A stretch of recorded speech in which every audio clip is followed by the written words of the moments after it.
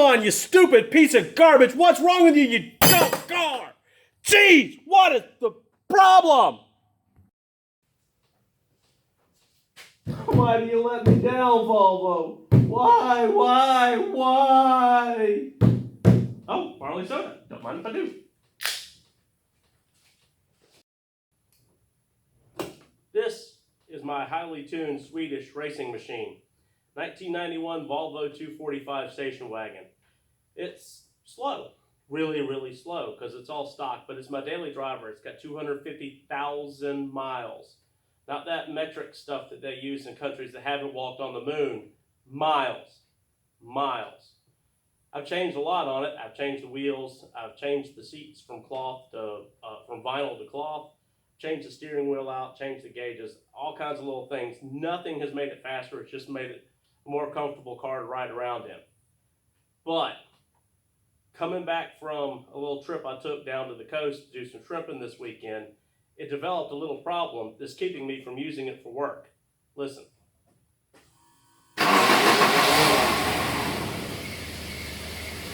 That's not what a starter's supposed to sound like. So we need to put a starter in it. I've already done this once before, and there's a couple of things that makes changing a starter in a Volvo even more frustrating than any other car that I've experienced. So come along as we change the starter.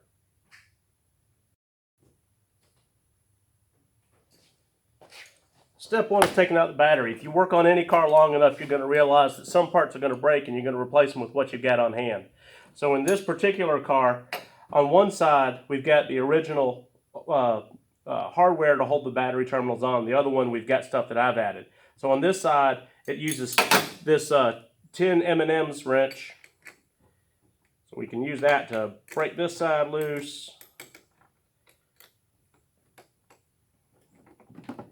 And that's probably safe enough, but I did get another 10 M&M's bolt to go on this side when I was in the junkyard last time. So we're going to take off this Christian 7/16 nut and bolt, which is put here as God intended. If I can get my righty-tighty and my lefty-loosey right and get my wrenches to stay in place.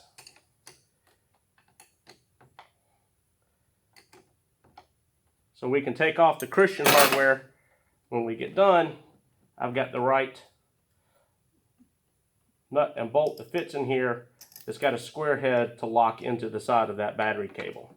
So now that that's loose, I'm going to take out this air inlet hose so I can get to the connections on the back of the starter, and then we're going to go underneath the car.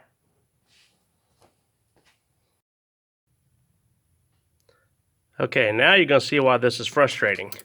Follow the pointer. Follow the pointer. There's the starter right there. We got to get that connection off and that connection. Now the small connection's a spade. This is a 12 M&Ms. So we're going to back that off, and then we'll go below to get the starter off. Now you see there's all this room down below, but you can't get to it because it's harder to reach up there from the bottom to get to these, and you can see them through here. So once you take off the air inlet, which makes perfect sense, then you can change the starter. Okay, here below we can see the starter right there. And there's one bolt right there. And then there's another bolt up high. But that bolt is captured between the bell housing and the floor pan. You can't remove it. So you just have to back it out, pull it out of the way, and then the starter should go forward and drop out. Now you might think this car is leaking, but it is not. It just oozes awesomeness and kind of marks its territory wherever it goes. So I'm going to grab some more of these communist sockets and see if I could back those M&M bolts out and pull that starter out. Okay, we're going to fly without a net. Got everything buttoned back up. All the candy flavored bolts are back in place. The air inlet's back in place. The air mass meter's hooked back up. Battery's hooked back up. Cross your fingers, cross your toes. Isn't that better?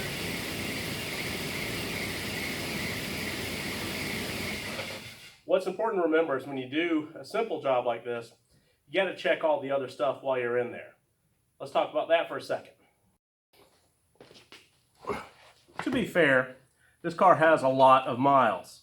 250,000 miles is a lot for any car, particularly what is admittedly the bottom of the line car at the time for a Volvo.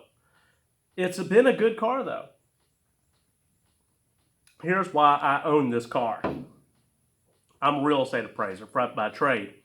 I go to people's houses all the time, but I'm a car guy at heart. I like to drive something that's old and interesting. Okay, now this is not an interesting car except to a car guy that gets this is a really good example of an old Volvo 240 station wagon. It's really clean, it's really straight, it's got two little dings in it. It's all the dents the thing has, and one of those is hail damage. It's very practical because it's a station wagon. I've got a trailer hitch on it so I can pull a little utility trailer. And when I pull up to do a real estate appraisal, people don't really bat an eye at this car because it doesn't look out of place as if I were driving, say, a 62 Nova station wagon. That would look like an antique car, and it wouldn't be quite as professional when you pull up. This just looks like an old car. Nothing really special about it. People that had these comment to me all the time about how much they love their old 240. I really do like the car. But when I bought this car because I did the research and found out that an LS motor fits in this engine bay better than the Volvo engine. Why haven't I done that yet? Because the car runs so good. I made a promise to my wife that when this thing starts acting up, I'm going to swap out the little four-cylinder and put in a 5.3-liter V8. Yes, it's a truck engine. I'm not going to put a turbo on it because it's still going to be my daily driver. This starter that we took out, I put in when I bought the car 4 years ago. It was a cheap parts store starter at the time. It came from one of the local houses. They're all the same. It was about $100 because that's what they run. It's nothing special. I didn't even get the one with the lifetime warranty. That was 100,000 miles ago. Am I going to complain that this starter failed? I don't think so. The starter I put in, is it going to last 100,000 miles? I don't know. I don't care.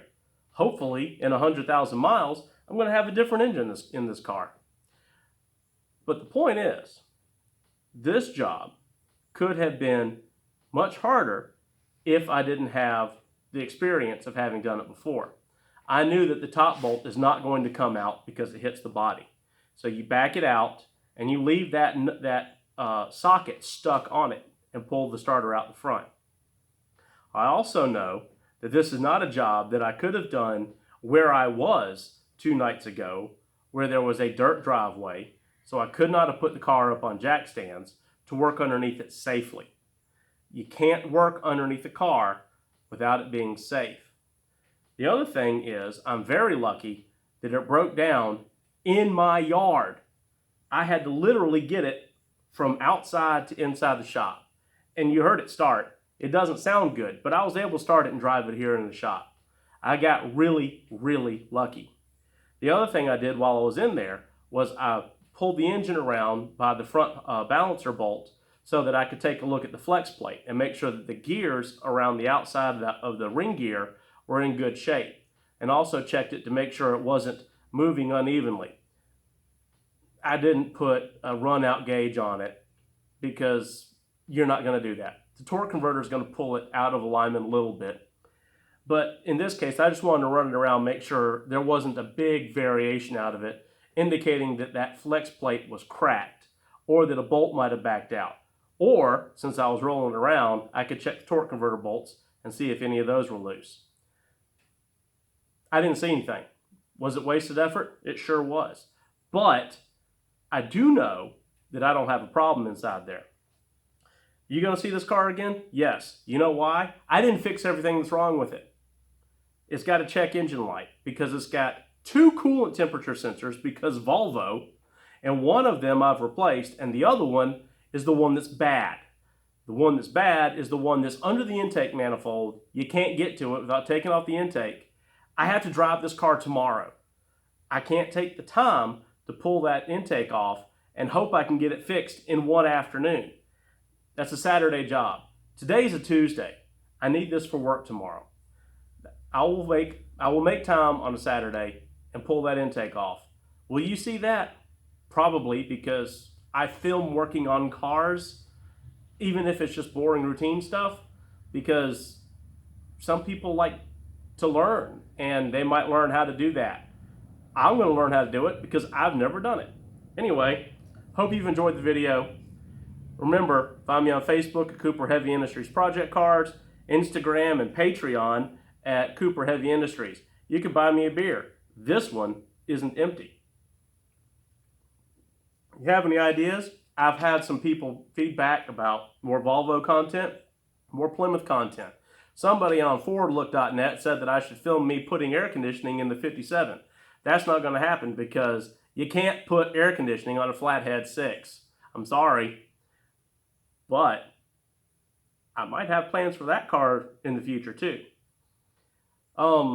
What's the next project? Well, yeah, I got to do a little coolant temperature switch on this one. That's going to be kind of a big job, but something big's in the works. We've green-lighted a project here to put some horsepower in one of the cars. Stick around. I think you know which one it is, and I think you know what I'm going to do. I'll see you on the next episode.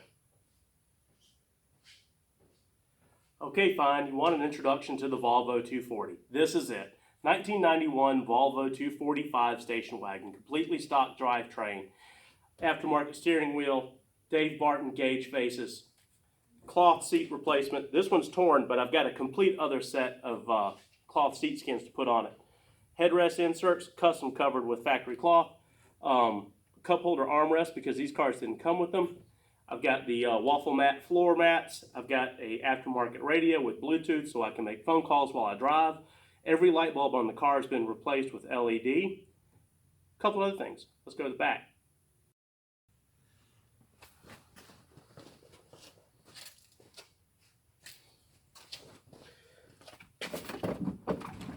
Factory roll-up cargo cover, aftermarket waffle cargo mat. We've replaced the light bulbs in the back with LEDs, added a trailer hitch with the correct wiring connector, and